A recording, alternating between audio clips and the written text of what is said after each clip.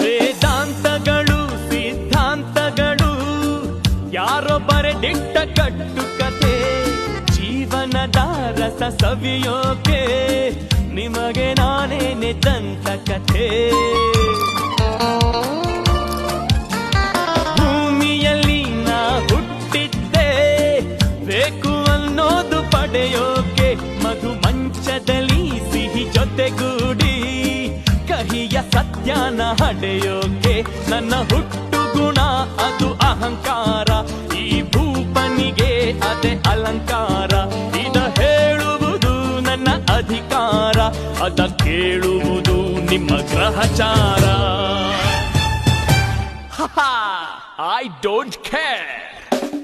Danger 15 to 20, danger 20 to 30, soldier 30 to 40, hunter 40 ಗೆ ನೀ beggar, 50 ಗೆ ಮೇಲ್ ಪಂಚರ್.